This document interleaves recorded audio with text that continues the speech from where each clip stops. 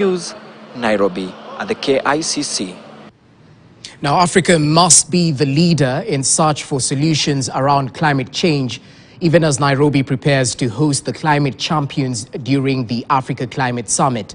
In order to change the tide, stakeholders say everyone must come on board and play their part in finding solutions. Dennis Aseto with the details.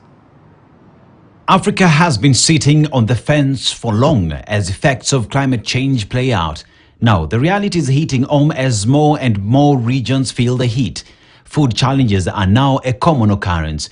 And as resources continue shrinking amid a rising population, more conflicts are emerging.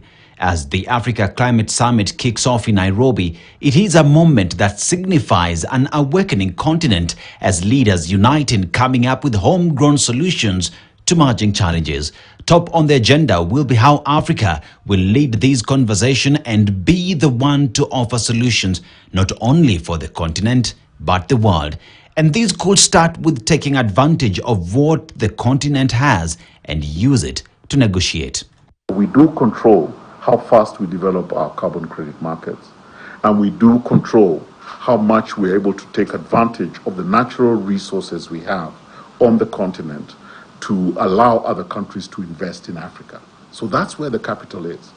But even as the talk on lowering emissions continues, some experts say Africa must look at itself as a continent with the potential of leading the path in clean energy.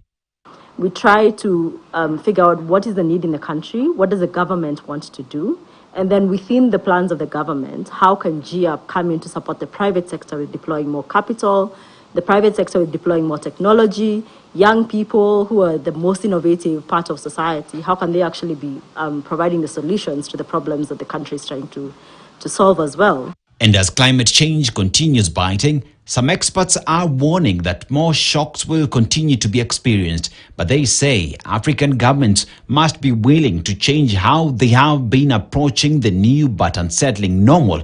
But cushioning the most vulnerable in the society should be the top priority. One way that we can do this is to use the power of our procurement in institutional markets, specifically school meals.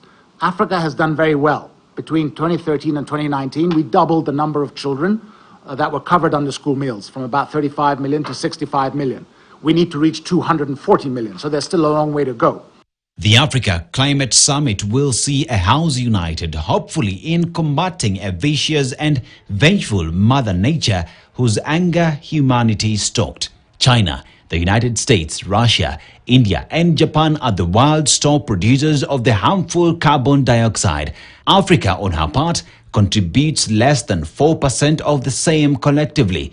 But the continent is facing effects of climate change. This is due to weak policies, lack of coordinated approach in combating the effects of climate change, and a weak bargaining power in global affairs. It is hoped that at the end of the summit, a new approach will be realized. For KTN News, I'm Dennis Aseto.